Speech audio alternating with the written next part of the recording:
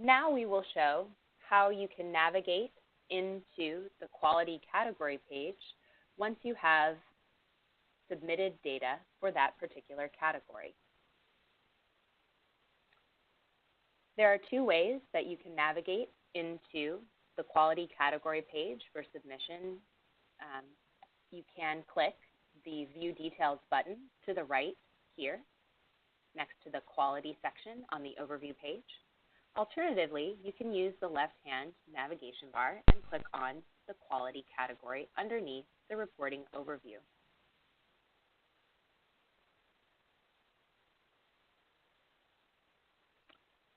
On the Quality category page, you will see all of the submission methods that are associated with your particular group or individual that you are viewing.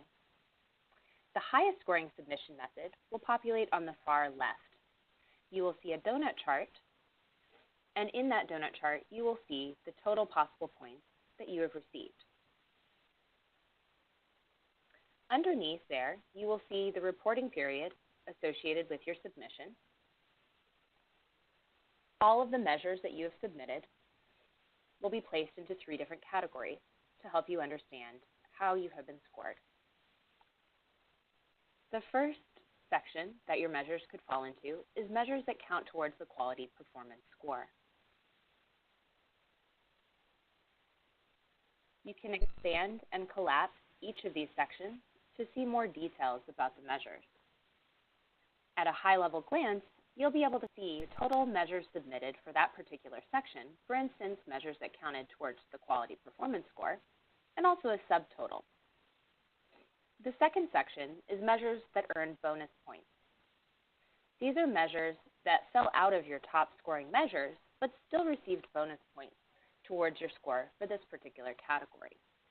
Finally, if you submitted more than 6 measures, you may end up seeing measures that were submitted but that didn't count towards quality. They were likely not chosen because they scored lower than the other measures in the previous section. Let's jump in and see some details on a measure-by-measure basis.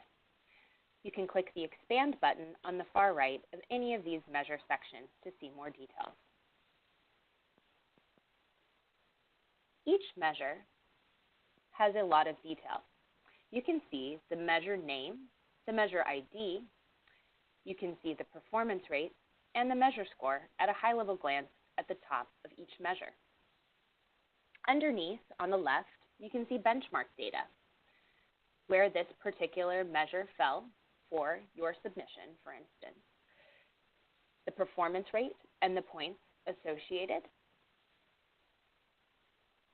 And you'll also see special messaging associated with the measure if it exists. For instance, this measure had high priority bonus ignored. Underneath, there's also a special section for measure information. For instance, this measure is an inverse measure. That means that a lower performance rate on the measure indicates better performance than a higher performance rate.